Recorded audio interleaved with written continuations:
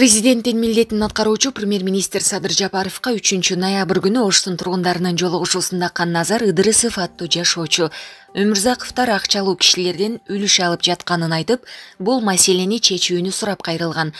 Аталган кайрылуусунан кийин ал Улукбек Өмүрзаков тарабынан кысымга кабылганын жергиликтүү блогерге билдирген.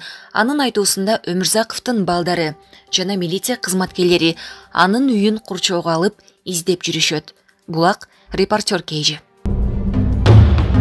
Бүгүн 5 ноябрга карата Кыргызстандын аймагында дагы 535 адамдан коронавирус жана пневмония дарты аныкталды. Алар Бишкек шаарына 151, Ош шаарына 21, Чүй облусунда 104, Ош облусунда 75, Талас облусунда 20, Нарын облусунда 6, Ысык Көл облусунда 43, Жалал Абад облусунда 67, Баткен облусунда 48. Республикалык ыкчам штабтын маалыматы боюнча муну менен Кыргызстанда жалпы 61309 адамдан COVID-19 диагнозу аныкталган. Стационарда дарыланууда 3430 бейтап, алардын ичинен 65 адам канааттандырарлык абалда, 2311 орто оорундукта, 930 оор абалда, 124 өтө оор абалда.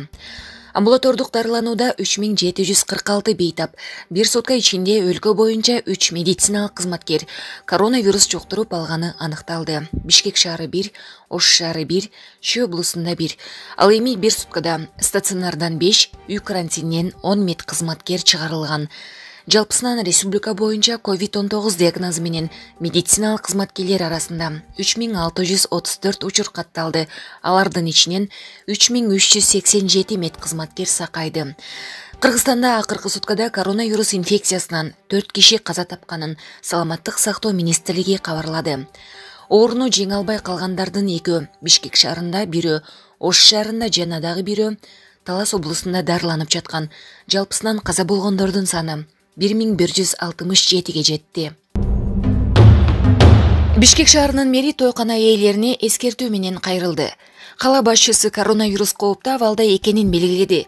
Жалдырасак да, сурансак да болбой атасыңар. Бүт шаарды коркунучка алып келдиңер. Шаарды кайра карантинге жаба албайбыз. Эл кыйналат. Такыр укпаган эмекенсиңер. Тойкана ээлери, бул сөз силерге. Элдин ден соолугу менен ойноп атасыңар. 15 күнгө жабабыз. Жакында чечим чыгаралы деп ойлоп жатабыз. Болдугулады эми, сураныч, өтүнүч. Элдер бизден талап коюп атат деп жазды Түлөбаев өзүнүн Facebook баракчасына. Булак элдик медиа. Ички иштер министринин мурдагы орун басары Курсан Асанов үй камагына чыгарылды. Бул маалыматты Спутник Кыргызстан агенттигине анын адвокаты Талайгүл Токтакунова билдирди. Анын айтымында Асановду үй камагына чыгаруу боюнча прокурор сотко өтүнүч келтирген. Мамлекеттик айыптоочунун суранычы канааттандырылып, 1-Май райондук соту тарабынан тергөө абагынан бошотулду. Эске салсак, Асанов Бишкекте 6 октябрда болгон башаламандыкты иликтөөнүн алкагында козголгон кылмыш ишинин негизинде камакка алынган. УКМКдан ал массалык башаламандыкты активдүү уюштургандардын бири болгон деп эсептелип жаткандыгын айтышкан. 1-Май райондук соту аны 10 декабрга чейин камакта болсун деп чечим чыгарып, бул өкүмдү Бишкек шаардык соту күчүндө калтырган. Булак Спутник Кейжи. 4 ноябрда журналист Кондозу Супаева автокырсыктан жапа чегип, 1 айдан бери ооруканада жаткан сиңдисинин укуктарын коргоп, Ош мэриясынын алдында ачкачылык жарыялады. Супаеванын айтымында 6 октябрдын түнүндө Ош шаарынын Масалиев көчөсүндө анын 26 жаштагы сиңдисин Toyota үлгүсүндөгү унаа сүзүп кеткен. Ошондон бери сиңдиси ооруканада жатат жана азырда өз алдынча ажатканага да чыга албайт. Ошого карабай врач, эксперт жана тергөөчү өз ара тил табышып алышып, сиңдисин дарылабай, жеңил диагноз коюп ооруканадан чыгарып салгылары келип жатат. Булак Кыргыз Today. Бишкекте Mercedes-Benz үлгүсүндөгү кичи автобусту айдап бараткан 18 жаштагы бала түркүктү сүзүп каза тапканын Өзгөчө кырдаалдар министрлигинин маалымат кызматы кабарлады. Болжолдуу маалыматтар боюнча айдоочу бүгүн Шабдан Баатыр проспектисиндеги тез чакта кетип бара жатканда рулду башкара албай жолдон чыгып кетип, электр карагайын сүзгөн. Кырсыктын кесепетинен 18 жаштагы айдоочу каза таап, жанындагы 19 жаштагы улан жаракат алган. Куткаруучулар сөөктү автоунаадан чыгарып, Ички иштер министринин кызматкерлерине өткөрүп беришкен. Ал эми жабыркаган жаранды тез жардам ооруканага жеткирген. Жалпысынан буга 5 куткаруучу тартылган. Булак Спутник KG. Бишкек шаарында Улан-Кичи району тарапта турак үй күйүп жатат. Маалыматка караганда күйүп жаткан үй Ясенский тар көчөсүндө жайгашкан. Өзгөчө кырдаалдар министрлигинин маалымат кызматы аталган аймакта өрт чыкканын тастыктап, жеринде өрт өчүрүүчү 2 бригада иштеп жатканын айтты. Булак Спутник KG. Бишкек шаарында Мерседес-Бенц үлгүсүндөгү жеңил унаа менен кичи автобус кагышты. Окуя кечээ 4 ноябрда кечинде Жаш гвардия бульвары менен Токтогул көчөсүнүн кесилишинде болгон. Кагышуудан кичи автобус оодарылып кеткен. Алдын ала маалыматка караганда кырсыктын кесепетинен 3 адам жабыркады. Булак Баракелде. Бишкекте патрулдук милиция кызматынын кызматкерлери зордуктоого шектелген 23 жаштагы баланы кармашты. Бул тууралуу аталган кызматтын басма сөз кызматы билдирди. Алардын айтымы боюнча милицияга 2000-жылы туулган кыз келип, аны мас адам зордуктады деп арызданган. Кылмышка шектүү катары 1997, 1998 жана 1999-жылы туулган жарандар кармалган. Мындан тышкары шектүүдөн кара түстөгү белгисиз тапанча алынган. Ошондой эле кармалгандардын бардыгы мас абалда болгон. Кармалгандар кошумча тергөө амалдары жүргүзүү үчүн Бишкек шаарынын 1-май райондук ички иштер башкармалыгынын тергөө кызматына жеткирилди. Булак Кыргыз Today.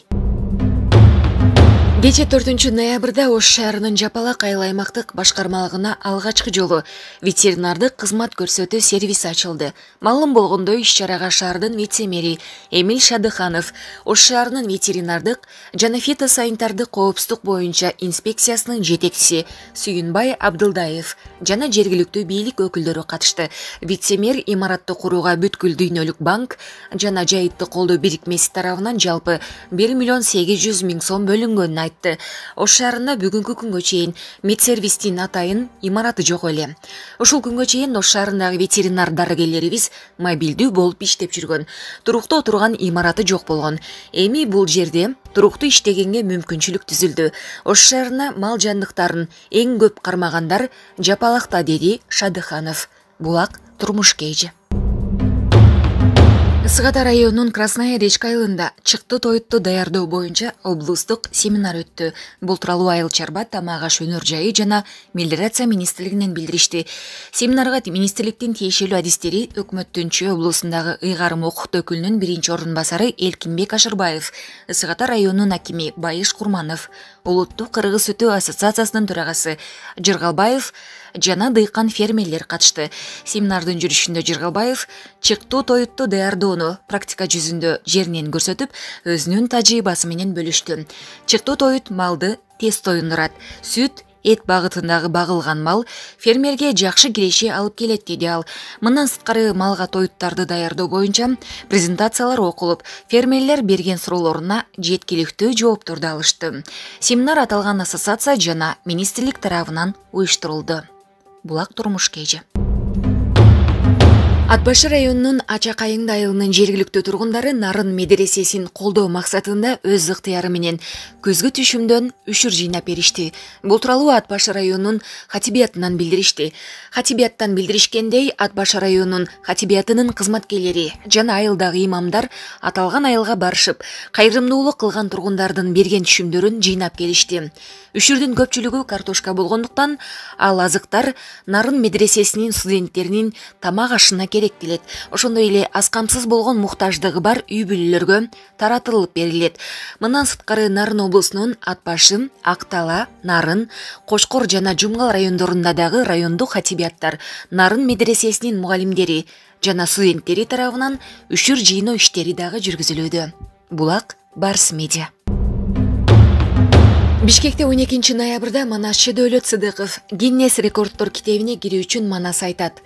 Бул тууралуу уюштуруу тобу маалымдады.